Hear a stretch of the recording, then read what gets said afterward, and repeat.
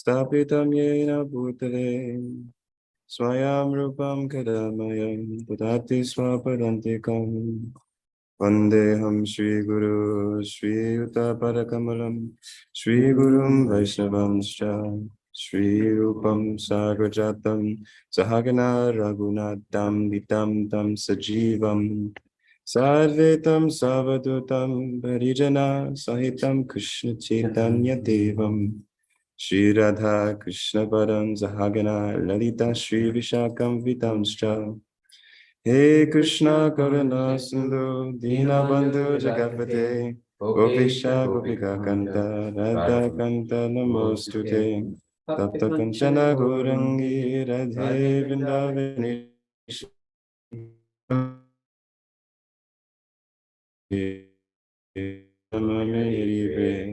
Vanshakapadargascha Kripa Sindhu Bevacha Patitanam Bhavanebhyo Vaishnavebhyo Namo Namaha Shri Krishna Chaitanya Prabhu Nityananda Shri Advaita Gadadhara Shri Vasari Gaur Bhaktavinda Hare Krishna Krishna Krishna Hare Hare Hare Ram Ram Ram Hare Hare Namo Om Vishnupada Krishna Prasthaya Bhutale Srimate Bhaktivedanta Swamini Dinamane Namaste Saraswati Devi Saraswati Vishesha Srinivadi Pastabde Devshabdarine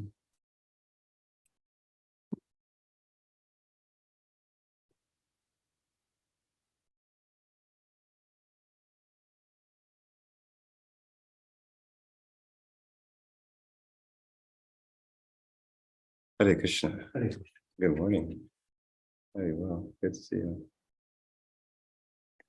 All right, so we can begin with the Sanskrit of text 9. Sopa eva kopita krista kure naivanam ulikan udyat pucha brahma megha krudha krishnam upadravat. Translation. Thus provoked, Arista pawed the ground with one of his hooves, and then with the clouds hovering around his upraised tail, furiously charged Krishna. So we're in the middle of it. We're in media res. We're in the thick of the scene. So to recap from last time, our dear Gopal led us into this pastime of Aristasura, the great bull demon, who has entered into the land of Vrindavan and is terrorizing the people. And now upon seeing the glorious, beautiful form of Lord Krishna, he surprisingly becomes provoked. And now we see that with his tail in the clouds, he is beginning to furiously charge Krishna. Text 10. Agra nisyas fasanagram standrit stabdasrgalochanochutam kataksipyadravaturanam indra mukto shanuryata. Translation. Pointing the tips of his horns straight ahead and glaring menacingly at Lord Krishna from the corners of his bloodshot eyes. Arista rushed toward him at full speed, like a thunderbolt hurled by Indra. So poetic. Text 11.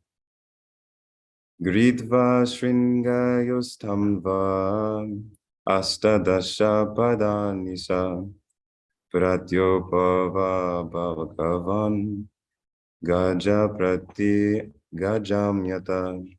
Translation. The Supreme Lord, Krishna, seized Aristasura by the horns and threw him back 18 steps, just as an elephant might do when fighting a rival elephant.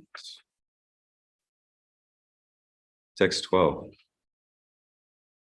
Sopavido Bhagavata Punar Utaya Sadvaram Apatat Swina Sarvango Nishva Sankroda Murchita. Translation. Thus repulsed by the Supreme Lord, the demon bull got up and breathing hard and sweating all over his body, again charged him in a mindless rage. Text 13. Tam apadantam sanigra shringayo pada samakraya nipatya bhutale nispidayan asayatardram ambaram kritva visanena jagana sopatat. Translation: as Arista attacked, Lord Krishna seized him by the horns and knocked him to the ground with his foot. Then the Lord then thrashed him as if he were a wet cloth. And finally, he yanked out one of the demon's horns and struck him until he lay prostrate. Intense. Text 14. Asrigvaman mutra shrikrit samudras Sipam Shabadan Anavastitik Sana Jagama Kritram Nirte Atasayam Pushpe Karanto Harim Idare Sura. Translation: vomiting blood and profusely excreting stool and urine, kicking his legs and rolling his eyes about, Aristasura thus went painfully to the abode of death. The demigods honored Lord Krishna by scattering flowers upon him. Text 15. Evam kukulminam hatva stuyamana dvijatibi Ivesha gostam sabalo kopinam nayano savaha. Translation: having thus killed the bull demon Arista, he who is a festival for the gopis' eyes entered the cowherd village with Balaram. Purport: this verse exemplifies the sublime contrast of spiritual qualities within Sri Krishna. In one 4-line verse, we simultaneously learn that Lord Krishna killed a powerful and wicked demon, and that his boyish beauty gave festive pleasure to his young girlfriends. Lord Krishna is as hard as a thunderbolt, or as soft as a rose, depending on our attitude toward him. The demon Arista wanted to kill Krishna and all his friends. So the Lord beat him into a wet rag and killed him. The gopis, however, loved Krishna, and thus the Lord boyishly reciprocated their conjugal feelings.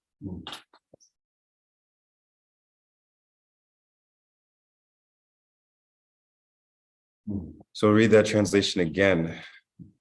Having thus killed the bull demon Arista, he who is a festival for the gopis' eyes entered the cowherd village with Balaram.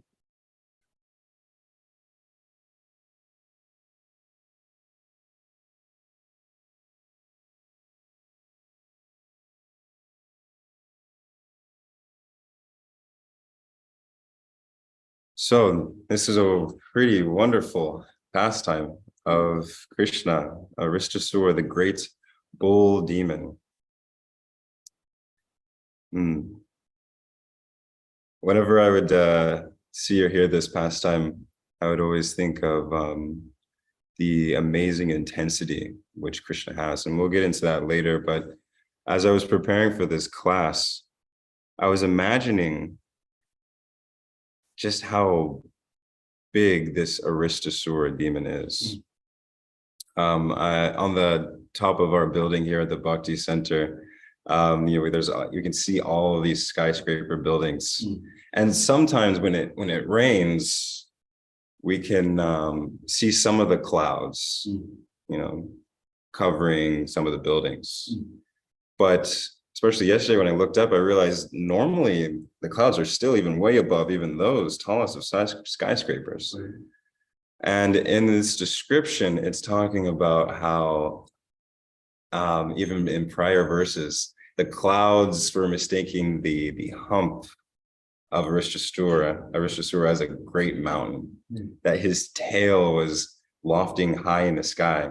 And so we can't even, conceive of just how big. Try to imagine, like this giant bull that's terrorizing this simple village. And so by the grace of our acharyas, we can see deeper into what some of these asuras, what these demons represent in our own lives. We may not see giant bulls trampling in our city of New York, but by the grace of Srila Bhaktivinoda Thakur, we can see which unwanted things or anarthas in our own hearts that these asuras, these demons, represent.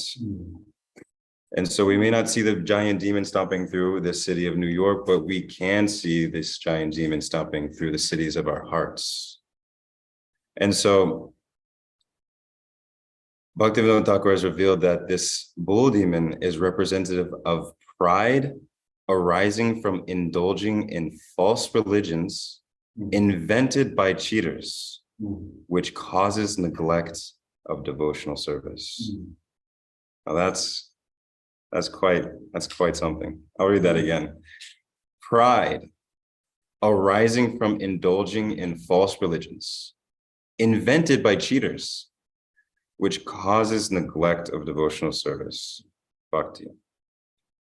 So this will be the focus for today's class, the principle being that pride causes neglect of bhakti. Just the other day, myself and Gojumna, we went out doing Soul Spot, with books and some flyers, doing some outreach. And I've noticed when I go out to do books, there's a lot of different types of people, but one category of people are those who are spiritual, but are, so to say, too high in their own spiritual practice, in the sense that when we try to introduce bhakti to them, they feel, no, that's okay.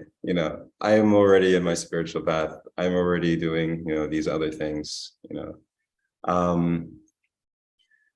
and I've seen a few times ago when we went out for book distribution, here there was someone we wanted to introduce, like, hey, we have a center about spiritual life and community. And they were thinking, no, I have all the answers. I'm good. Let's get a real job.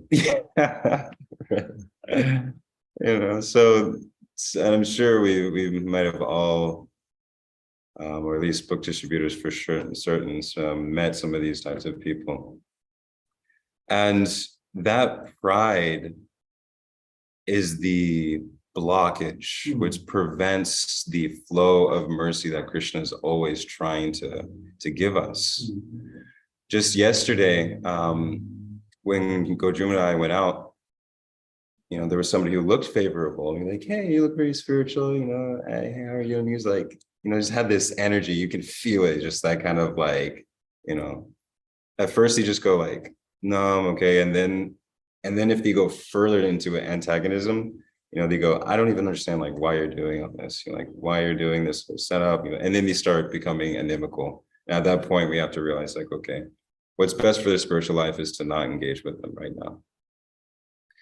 And so we can see like that's a small personal example that I realized, because in previous descriptions, the way that this bull was terrorizing the residents of Vrindavan, it was causing such great terror in their hearts. It said that it was causing even miscarriages in some of the residents, And I realized, like, in those moments when we're out in a book distribution and we meet someone who's antagonistic and they're really,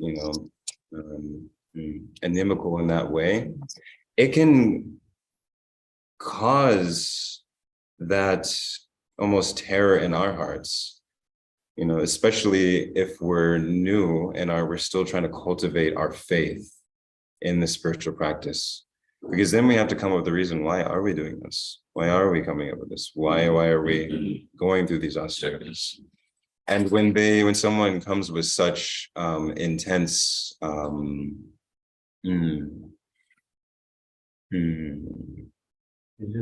resistance, yes, thank you, intense resistance, then it can lead us to question. And I had thought that the parallel might be that it could cause the miscarriage, like, because we have this bhakti in our womb and we're trying to nurture that. But when there are these great forces, these great inimical forces, can cause that miscarriage of bhakti in our own lives. That's very dangerous. And so we can see on a greater scale, because as Bhaktivinoda was saying, that this is pride that arises from indulging in false religion. And so we can see so many examples in the world where there might be a big spiritual movement that is going on and it is gaining a lot of following, but we realize that the conclusion is leading people to destruction. There might be the conclusion of impersonalism of, oh, you're God, I'm God, we're all God. Or there might be the conclusion that just take shelter of this great personality and then you can do whatever other nonsense in your life and that's okay. Or we might surrender to the false religion of our own minds, thinking that I don't need anybody else's help. I can just get to the conclusions by myself. It's said and revealed by our acharyas that someone who thinks that they can perform this bhakti yoga, like this Krishna consciousness alone, is actually insane. Is actually mad, man. We have to take shelter of each other. And why? Krishna gives the answer in Bhagavad Gita. That this external energy of his is so strong. It's his energy. It is unable to be conquered alone. That if we're one twig, Srila Prabhupada gives this wonderful example. If we're one twig, what is it for Maya to break that one twig? But if we are associating, if we are a bundle, then Maya can't break that whole bundle. So it is imperative that, as that verse says, we take shelter of Krishna. And how do we do that? By taking shelter in the devotees, because the devotees carry Krishna in their hearts.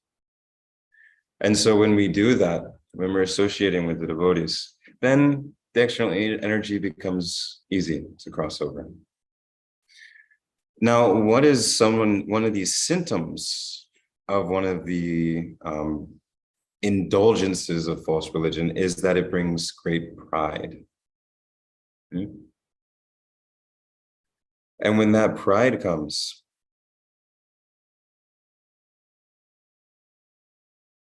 we block ourselves again, as we mentioned earlier, from that flow of grace, from that flow of mercy.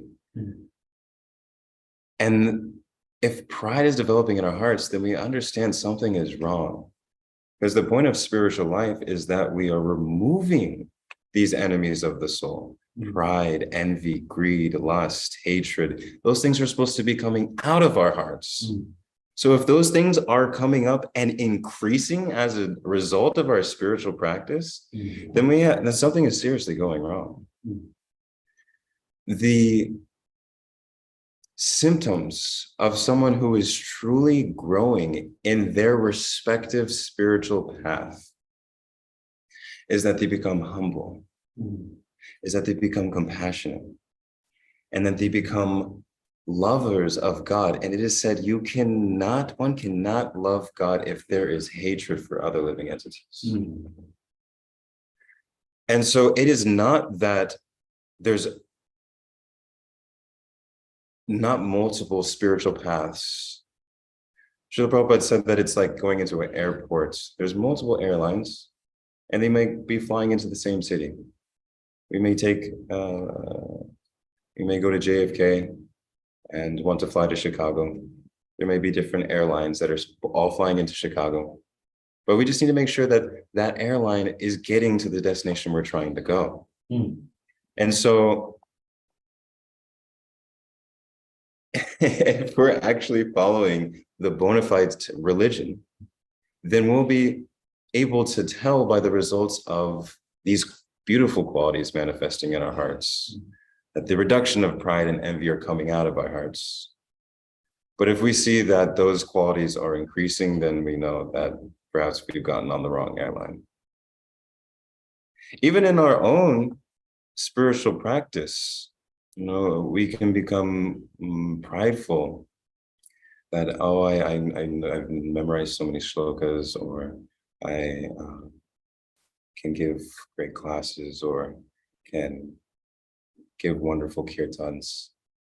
These things are all meant to be offerings for Krishna. These things are meant to be offerings of love to one another. They're loving exchanges. But if our consciousness isn't in the right place, if it's me-centered, because that's the thing about pride. Pride is about me. I'm so great. I'm wonderful. Rishyasura is walking into this city thinking, who can challenge me? In the previous verses, it's saying he was excreting little stool and urine. If one's prideful, they have no respect for other people's, land and well-being. But one in the heart of one who is humble, they submit themselves. They say, how can I serve you? How can I uplift you? That's not me-centered. That's you-centered. That's Krishna-centered. But pride is that dangerous enemy of the soul that once we think we're so great, if anybody is in our way, then we become offensive, we become antagonistic. And we can see this as the perfect example of Rishyasura.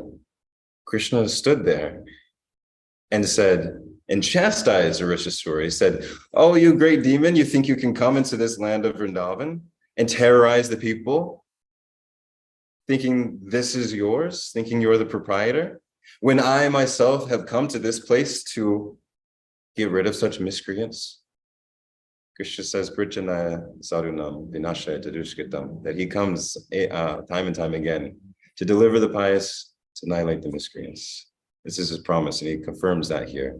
And being challenged just with these words, these truthful words, Rishyasura becomes so angry. So angry, bloodshot eyes. And he charges at Krishna, who is the reservoir of love. In the name of religion, he's attacking the supreme object of religion. And when he's thrown, we see how much perspiration, how much endeavor he was making just to make a little attack. And then mindlessly, again, it says mindlessly in rage, consumed by anger. When that pride is challenged, that attachment to being respected turns into the great fire of rage and anger, which bewilders the intelligence and makes one susceptible to do anything. And in this moment, we see that he attacked Krishna again. And it required Krishna to humble him. Now, in our own lives, we don't want to have to go through that same painful experience of a Rishyasura. As devotees who are trying to come to Krishna in love, we want to follow the path of humility. But if we develop that pride, Krishna will see it and he will do the needful. And it may be a painful experience to be humbled in that way. We can see from other pastimes when even Indra became illusions for the sake of the pastime, and how Krishna reciprocated with that, thinking, well, he is my devotee, he's trying to be my devotee, so let me humble him. But if this envy, this greatest enemy of pride, we really don't want to go to that path, because once we become prideful, as we saw, we cause offenses, like to the residents of Vrindavan. And once we cause offenses to that's two things Krishna really doesn't like: pride and offenses to his devotees. Pride causes offenses to devotees. No humble person will cause an offense to a devotee. But when one is prideful, it's said you can have an amazing preparation of sweet rice, but pride is like sand. You even put a little bit of sand in the sweet rice and the whole preparation is ruined. So what to speak of great pride that causes what Lord Chaitanya calls the mad elephant offense, where we are trying to cultivate the loving flower, the loving plant of devotion, the Bhakti Lata Beach. And we're trying to remove the weeds of anarthas and grow this plant so it can bloom the supreme fruit of prema, love for Krishna. And that causing offenses to devotees is like an elephant trampling in our little garden, destroying all of our work.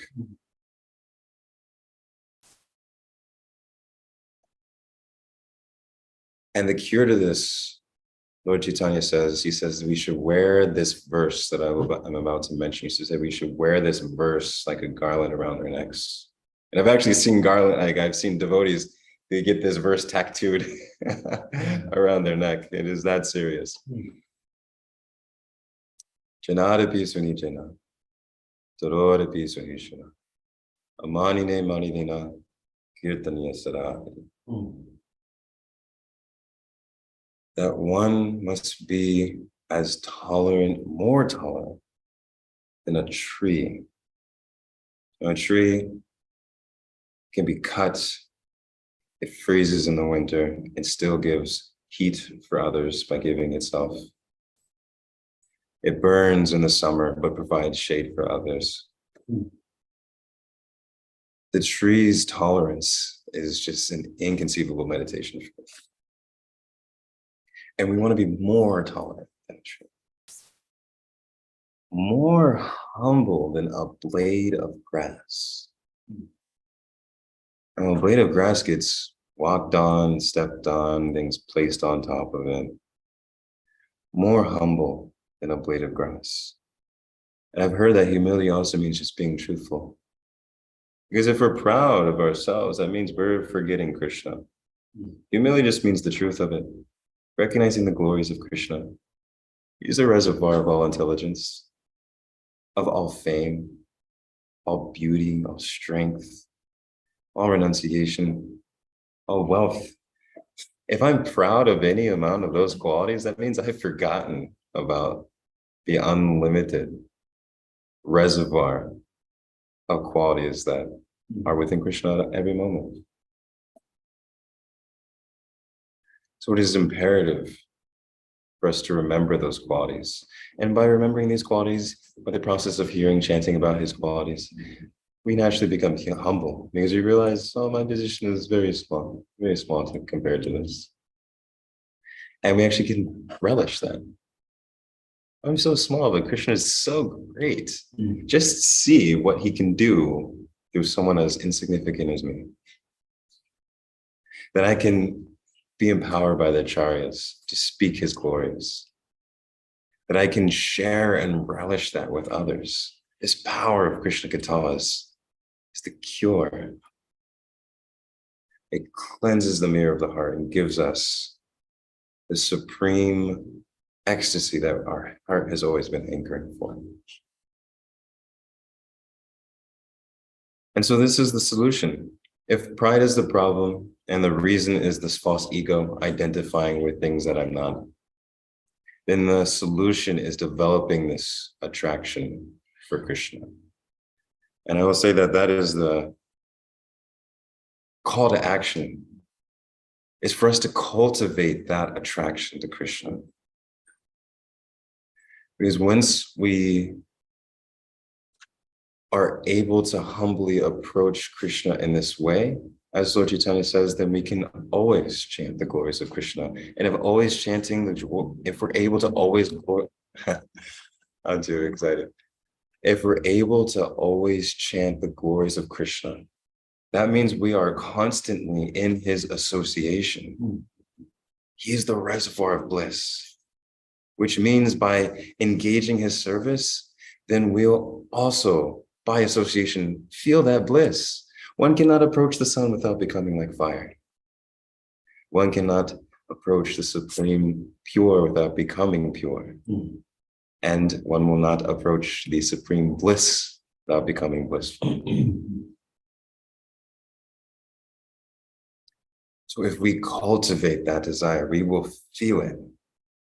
As even George Harrison said, the proof of the pudding is in the tasting. And so we will be able to, this process of revelation, we'll be able to realize and experience this great bliss if we're able to humbly submit ourselves before the devotees, before the spiritual master, before the Shastras, and ultimately before Krishna. Yes, Prabhu. Hare Krishna, wonderful class.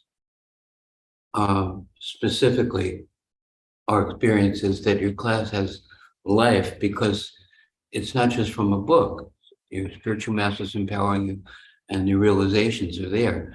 The training of the brahmachari includes, because the brahmachari lives in the house of the spiritual master only for the sake of the spiritual master's mission and should go out morning and evening Collecting alms. Collect alms. Now, collecting alms is not getting money. Collecting alms means, first of all, you have enough faith and confidence in what you're doing and the goodness of it and the value of it and the, you know, and the heart is overflowing. You want to give. When you go out there and you're interfacing with people, like you described, some people who have tremendous resistance, doubt, or they're distracted and absorbed in other things. And that sacrifice we make for Krishna's pleasure, to reach out to others, to share with them, to give to them, and to, out of obedience to the spiritual master, and for our own personal purification, it's very powerful. And that's why your class has such a nice life. We see your smile, we see your sharing is not just academic, but it's experiential. So that's very beautiful and effective. It says that another point you made, a very good point, we're just reflecting some of the things you said so nicely. Prabhupada tells us the first sign of intelligence is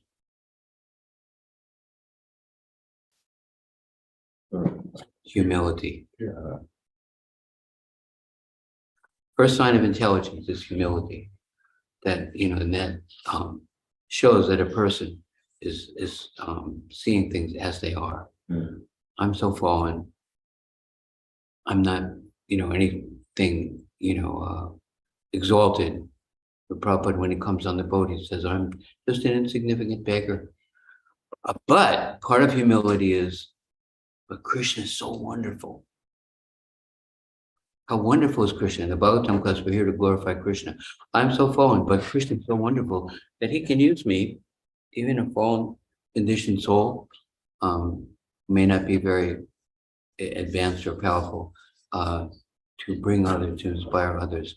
And Srila Bhaktivinoda Thakur says, the mark of a devotee is that he including others in devotional service. So we see, if you have a lit candle and you bring an unlit candle, the unlit candle becomes lit, right? So if we are actually situated in acting on the behalf of the spiritual master, on behalf of Krishna, and carrying out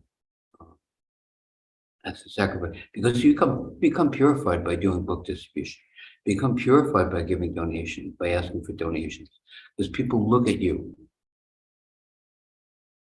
I've noticed with Dustin, we've done this for decades, you know, going out, speaking to hundreds of people a day. And the experience is that at one point, if you're asking somebody to put their hand in their pocket and take out some Lakshmi that they worked hard for and give it to you. At one point during that exchange, no matter how expert you may be at talking or how convinced you are, at one point they're going to look at you. It may be just a 1 second glance, but they're asking and they're examining very carefully. Do you really believe in what you're doing? Mm. Are you trying to exploit me, fast talk me, manipulate me, somehow or other, take something from? Do you care about me? You're just trying to get something from me, And the painful part about material life is that people are eating each other alive. Even parents exploiting their children grossly or subtly. I'm a husband and wife. But the Srimad Bhagavatam is about love.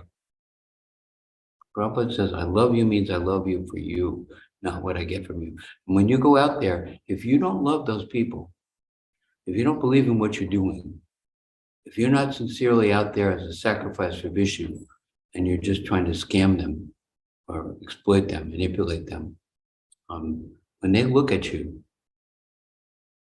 they see that. And it's not very easy to engage them at that, because they see this person is just, it's him and me, and my wants, his wants, But on the other hand, when they see that you actually care about them, and you're trying to offer them something that will be good for them, they pick up on that too. And so we become purified, because if somebody's looking at you like that, you have to look at yourself. Why am I doing this? Like you said.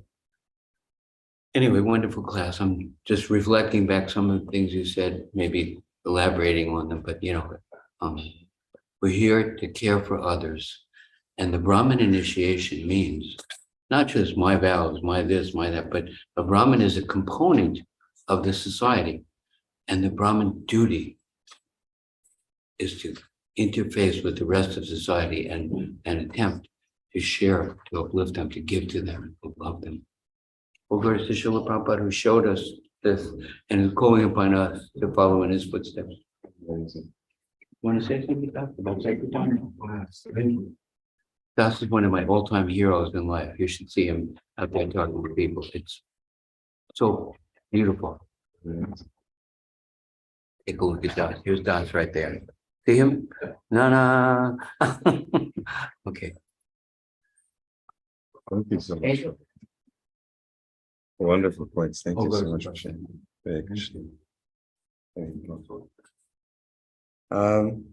There's a few minutes left, but if anyone from the digital sphere had any questions or comments. If not, I had a few reflections from Adi Purusha's reflections. I just really appreciated that it does require us to go deeper. Does require us to go deeper, especially when we're being challenged. Yeah, it's Christian training. Yeah. A wonderful Christian. Exactly. Nothing stagnant. Nothing stagnant. Like it really forced me to go deeper. Oh, Bhima Prabhu, you have your hands? Yeah, but we'll just a short comment. As with everybody, I'm sure they concur. Wonderful class, and the way you broke it down and brought it back to reality. We can see that all over the world there's a lot of large mountains of false. And when I say false religion, or when we say false religion, it is that we believe in anything, that we have faith in something other than Krishna at every moment. Krishna's will for us, our surrender to what Krishna has to give us. And some people have the religion of money. They're constantly worried about money. Some people have the religion that they believe that science is the answer to everything. And so they stand in line for science to take care of their problems, et cetera, et cetera. But what I really wanted to say is, Prabhu, I hope you give class more often. And I make a public petition right now to Ananda Bihari that you should be shortlisted on a regular basis, because it's good to hear from you. Very articulate and effulgent there. It's nice to see a saffron robe now and then. So thank you very much, Prabhu. Hare Krishna. Thank you so much. Thank you, Yeah. Monohara, for a wonderful class. He's on the shortest list possible. He gives class without notice. Every time we have a no-show or cancellation, Manohara Prabhu is available as a surrendered soul. And when Manohara Prabhu, when you were talking about pride, I was talking to a guest here at the hostel, and she's a nurse. And I asked her, so what is the thing that people regret the most when they're in the hospital and on the verge of dying or in a difficult situation? And she said, being too proud. That's what they regret the most. It was interesting coincidence as you were talking about pride. So I was like, yeah, this is Krishna talking to me through Manohara Prabhu and through this nurse guest. Yeah, don't take that wrong error line. Okay, Jeffrey Eckler, Prabhu. What do you have to say? Hare Krishna, Prabhu. Thank you for this beautiful class, Monohara. I was reflecting while you were speaking on the verses about humility being also honesty. And then in this particular pastime, we have Krishna literally grabbing the bull by the horns, which is, something that has become like a saying, grab the bull by the horns, if you're really going to take control of your life. And even in doing that, in taking that kind of disposition, you're usurping the opulence of Krishna. And then also the what you made about not only did the bull get humbled, but then it gets up again and charges Krishna a second time. And I was just thinking of another thing that has become kind of a saying for us, is like, fool me once, shame on you, fool me twice, shame on me. And the bull gets up and it's like, all right, you already got told once and now you're going to get told twice. And it's that we are bullheaded, we do try to usurp the opulence of Krishna, and we get frustrated when we can't. And without the humility to guide us, that settling into that more tolerant than a tree, more humble than a blade of grass, settling into that is very difficult. And we tend to think we're bigger than we are. Right. Thank you so much. Wonderful reflections, Prabhu. Here's the Didi Darshan.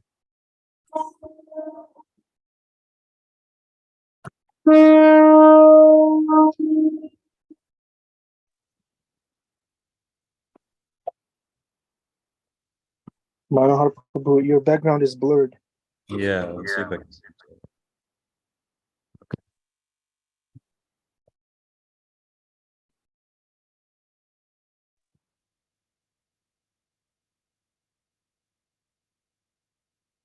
Okay.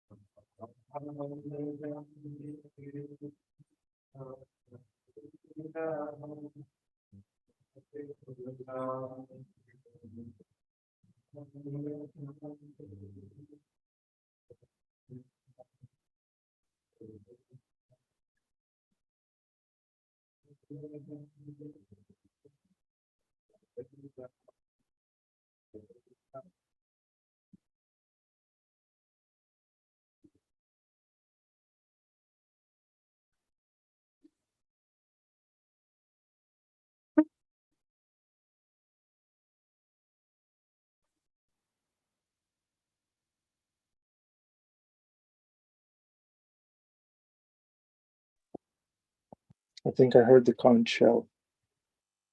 Okay. Monohara Das bowed us down. Thank you. Okay, thanks everyone for participating. It's Monday morning. It's raining. But don't get discouraged. Stick to the devotees. Stick to the service. Don't be proud. This is what you will regret. Listen to Monohara Prabhu. We listened to his class. So many wonderful points. And yeah, Krishna loves you. We love you. Let's stick together and everything will be all right.